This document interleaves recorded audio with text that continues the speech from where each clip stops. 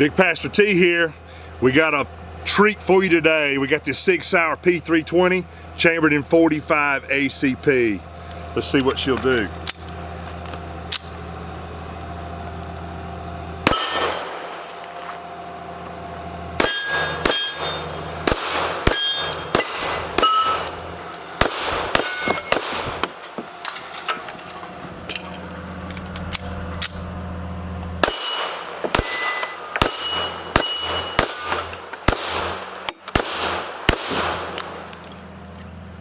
Man, it's a lot of fun. This is a treat for me today, guys. I love 45 ACP. I'm really a 1911 guy. I love to shoot 1911s. Got a couple of them out here, but today, thanks to Saunders Hardware in Ross Apple, a friend of mine, they had this Sig P220 traded in on a gun, and so I asked them if I could bring it out to the range today. We can give it a try, so it's going to be a big treat today. It's the first time I've shot one of these guns in a long time. These P220s, they came out in the 1970s. Some of you are familiar with these guns. They were really the beginning of the Sig P gun era. About 1975, I believe, these guns were designed. And let me bring this thing in close to the camera so you can get a good shot of that. These things were designed. We got a clear gun, clear chamber. We're safe here. These guns were designed and they came out about 1975, and they're really fun guns to shoot. Again, chambered in 45 ACP. These guns also came chambered in 10mm. Really big bore guns. It was kind of the beginning for Sig Sauer. This look that we're so familiar with. If you've been around handguns very long, you'll recognize this. This is a double action, single action gun. And double action meaning, if you're new to guns, that when you pull the trigger, it will both cock the hammer and drop the hammer. And so they designed this really ingenious decocker lever here that will bring the hammer down safely on a live round. Of course, it's got the slide stop and the takedown lever with the mag release.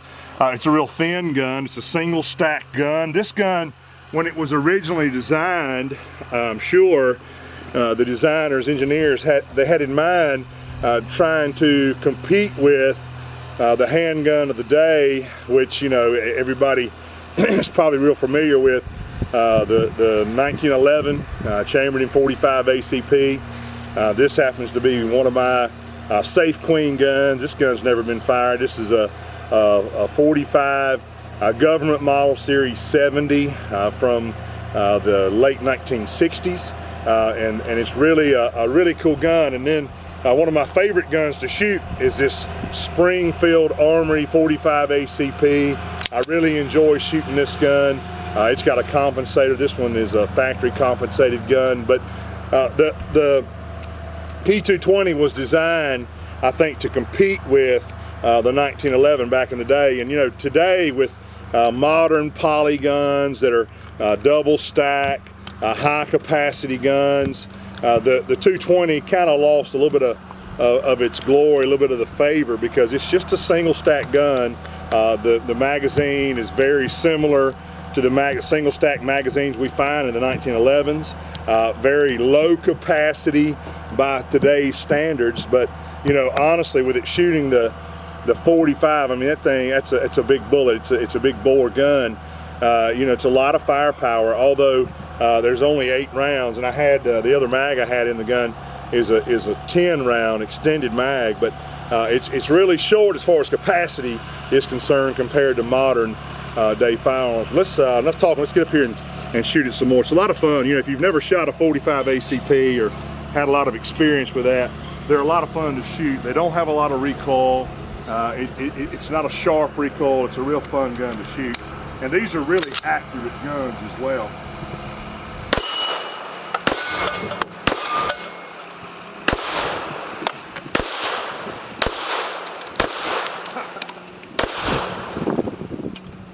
Again, the problem with this gun, and the reason this gun has fallen out of favor a little bit, is because it does have a small capacity. But again, 8 or 10 rounds of 45 ACP is a lot of firepower.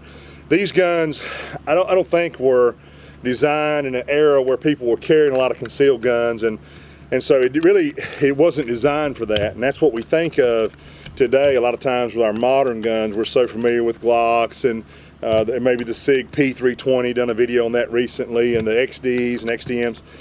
Those guns are really designed to carry. This gun is more maybe a home defense type gun, a range gun. If I had one of these guns, personally, if I had one, I'd use the gun as a range gun, because it'd be a lot of fun to go out here and bring the 1911s out, shoot them, and kind of compare them with the Sig. It's got a little different feel. You know, the gun's got a distinct Sig Sauer look. It has that high bore axis that we're so familiar with. This gun, the advantages, I would say, because we got to be honest, there's some very distinct advantages of the Sig Sauer P220 over the 1911 45 ACP. The first one that's very obvious is this is an aluminum framed gun. So this particular model is a FDE frame. It's got a nitrite coating on the frame, but it is an aluminum frame. It's got a plastic grip, and you've seen these things probably with rosewood, Coca-Cola type grips. You see them with Hogue and rubber grips and that kind of thing. But you see these things in various colors and grips. But this one is kind of like more like the original gun would have been, with a plastic grip and aluminum frame. But that does make the gun quite a bit lighter. And if you'll look at it, it is a really finely machined gun. It's got a true Picatinny rail on the front. It's got beautiful machining, and even inside when you take the gun apart, it's got beautiful machining. This gun happens to have a threaded barrel, so if you wanted to put a suppressor on it, you could. It's got the Sig Light night sights on it, so those things are good. And if you know anything about night sights, these are tritium sights, and they last. They'll still glow in the dark for about maybe 15 to 20 years. I think the half-life on the tritium is 12 years, but these sights are really good. One of the complaints about night sights sometimes is that you can't see them as well in the daytime, and I've made that complaint. I've had the complaint, but these are pretty good. These are 3-dot sights. I like the 3-dot sights. But going back to the 1911, when you think about the 1911, again, it's single stack. It feels good in the hand. The grip angle's good. The trigger's really good. The trigger in the 1911 is one of the things that really sets it apart. Again, this is a single action gun. 1911, if you're not familiar, you can't pull the trigger to cock the hammer. The only way to cock the hammer is to rack the slide, and that cocks the hammer, and then the trigger, we got a safe gun, the trigger just drops the hammer. So with the Sig, with the P220, they didn't design it that way. They designed this gun that, of course, if you rack the slide, the hammer's cocked, but if you drop the hammer down, you can still have a double action trigger. Now, that's good in some ways, because you don't have to be cocked and locked, and some people like that for a safety aspect. But then a lot of people, there's big arguments against a double action, single action trigger, because a double action trigger, like on this gun, I think we put a gauge, I think it was about 10.5 pounds for the double action trigger, and then the single action trigger, quite a bit less take up and only about 4.5 pounds. So there's a different trigger pull. So if you're used to that, it probably doesn't bother you. But if you've not been around that, not been accustomed to that, a lot of people find that to be a problem. I'm used to it. I'm a Sig guy. I like Sigs. I've been shooting Sigs a long time, so I'm very used to that. It doesn't bother me at all. I like it. But some folks, especially true 1911 guys, they don't like the feel of the trigger. It's got a good trigger, but it's not quite a 1911 trigger. I don't think there's anything that's really quite a 1911 trigger. So let's go out here. And let me try to shoot some accuracy, do some accuracy testing. I've got some clay pigeons set up out here. I think 4 of them on the board. A couple of them fell off when I was shooting a while ago, but I've got these things set up. I'm about 45 feet away. So I'm gonna see if I can shoot these things to see how accurate the gun is. I shot a couple magazines through it before the video started, and it did pretty good. I noticed it did shoot just a little bit to the left, but I think if you compensate a little Kentucky windage here, I think we can hit these things if we can remember where it shoots, because it does accurately and kind of consistently hit the same spot.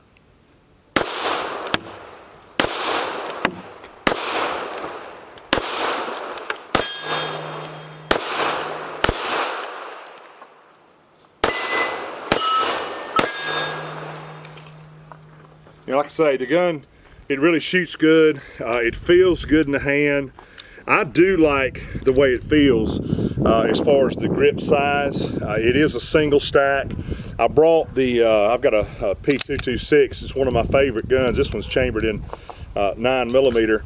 I brought this gun out here. We can see we got a clear gun. I brought this gun out here for comparison's sake, and I thought we'd compare the thickness of the guns. And both of these guns, you know, again, they look very, very similar. You can see the designs are similar. Now you can see that the grip is quite a bit thinner with this single stack 45 than with this double stack 9. But remember, keeping in mind, the double stack 9 has a capacity of 15 rounds, and the single stack in its form from the factory with a regular normal magazine that just fits flush with the grip is only an 8-round magazine, so you got about half the capacity. But it does feel good, and if you're used to gripping a 1911, this will feel good to you as far as the size and the way the gun feels. It's a little bit lighter. I like the way it feels as far as the weight. It feels pretty good, and it really absorbs the recoil well. Let's shoot it a little bit. Let's see if we can shoot this thing in a rapid fire situation and see if the gun will stay on target. I haven't tried this yet with this gun. Let's just see if it'll stay on target. We'll shoot 8 rounds real quick at this silhouette target and see what it does.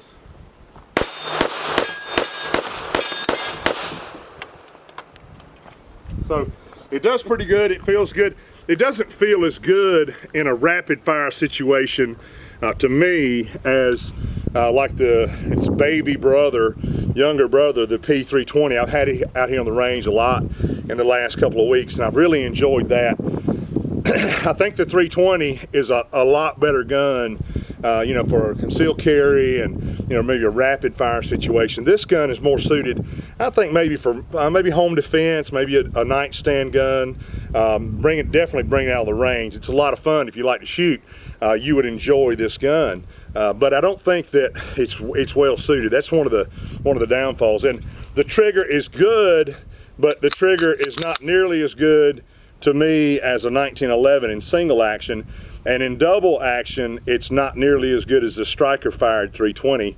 It doesn't, to me, feel a lot different than my 226. I enjoy shooting that gun, but the recoil and the design of the gun, it has a little bit more muzzle flip, and it doesn't shoot quite as good when you're shooting fast, but it's still a fun gun to shoot. If you are looking for something you can take out on the range and looking for something that you could shoot that would be comparable to a 1911, or maybe you've already got a few 1911s and you just want something new, that's kind of where I'm at. I've had, and I still own, you know, several 1911s. I enjoy those guns. Matter of fact, my favorite style of gun. But it is fun to bring something else out, something that's a little different. One of the things, if you're coming over from a 1911, the grip angle and the bore axis of this gun is completely different. You'll find that the bore axis on this gun is high. It's got that Sig bore axis. There's a pretty good distance from the web of your hand to the top, and you'll notice here, you know, it's a little higher on this this Colt 1911. So I like this better. But this doesn't bother me as far as the physics of it. It still seems to stay on target pretty good. I think that feels a little better. I think that comes up on target a little bit better. Let me go out here one more time, and let me see if I can go around. We'll see how well the gun points as we move around the range, and we'll see what it does.